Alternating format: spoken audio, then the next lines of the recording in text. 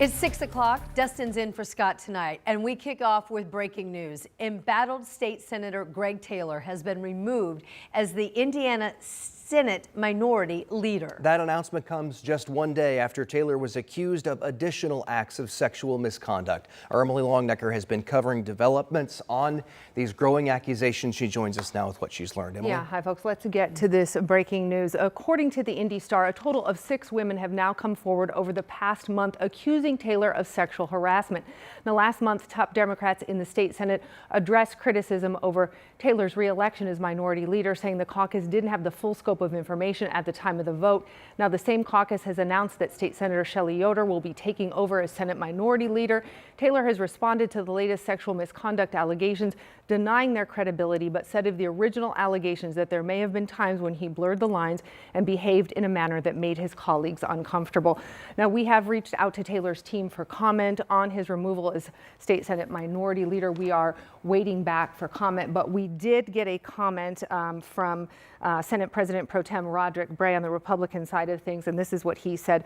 Quote, "Our counterparts in the Senate minority have traditionally added value to the legislative process, and I expect that trend to continue. I look forward to working with Senator Yoder in her new leadership position as we work to improve our state for all Hoosiers." All right, so. And we'll await comment from Senator Taylor. Yep. All right, Emily, okay. thank you. Other news now, it is considered one of the most expensive trials in Indiana state history. Tonight, 13 Investigates has the latest numbers for the Delphi murders trial. More than a month after the trial ended, investigative reporter Bob Siegel says the costs continue to rise as the bills continue to come in. Most of the costs associated with the Delphi murders trial can be attributed to 3 main areas. The first is attorneys.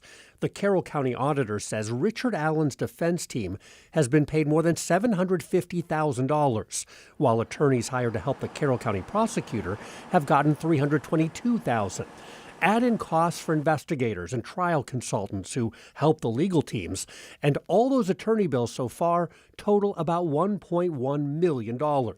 The second most expensive cost was trial security. Carroll County hired officers from more than 3 dozen police agencies to help provide security at a cost of nearly $720,000. Equipment like barricades and metal detectors. This is all purchased this year. Those cost $94,000.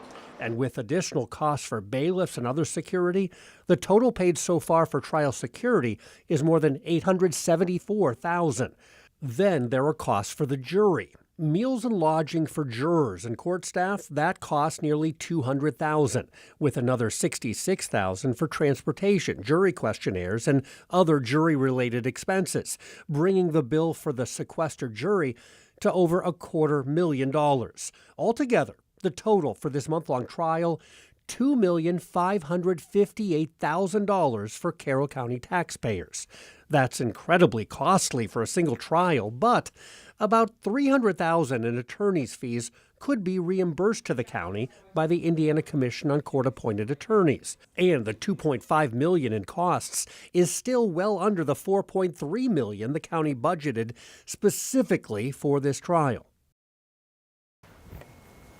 That was Bob Siegel reporting, and those expenses will go up this week. Friday, Richard Allen is scheduled to be sentenced for the murders. Bob and the 13 News team will be there, and of course, they'll have all the details starting Friday afternoon. And to get you ready and up to date for all of everything you need to know for the sentencing on Friday, we have put together a Delphi special report, and we recap the trial and everything you need to know before Richard Allen learns his sentence this Friday. You can watch this special Thursday night at 7 p.m. on WTHR+. You can download our free streaming app on Apple TV, Fire Stick, and Roku. This morning, after 15 years, the state of Indiana executed an inmate on death row. Joseph Corcoran died by lethal injection after sitting on death row here in the state of Indiana for decades. Our Chase Howell is here tonight. Chase, remind us what he did. Bring us up to speed for those who may not be familiar. Dustin and Marie, Corcoran was convicted in 1999 for killing his brother and 3 other people in 1997. And as you mentioned, he's been sitting in jail since. That is until Governor Eric Holcomb resumed executions in June. Now, Corcoran's team has tried appealing his case, but to no avail. And today I spoke to the pastor who sat in the execution chamber and spoke with Corcoran an hour before he was put to death. There were some times when teared up a little bit. But there were just as many times where it was laughter, it was joking, it like a couple of friends talking. Today, Governor Holcomb released a statement writing Joseph Corcoran's case has been reviewed repeatedly over the last 25 years, including 7 times by the Indiana Supreme Court and 3 times by the U.S. Supreme Court. His sentence has never been overturned and was carried out as ordered by the court. Now, in September, Indiana Attorney General Todd Rokita is asking the Indiana Supreme Court to set an execution date for Benjamin Ritchie. He was convicted and sentenced to death in 2002 for killing a Beech Grove police officer. As of today, the AG's office says no execution date has been set.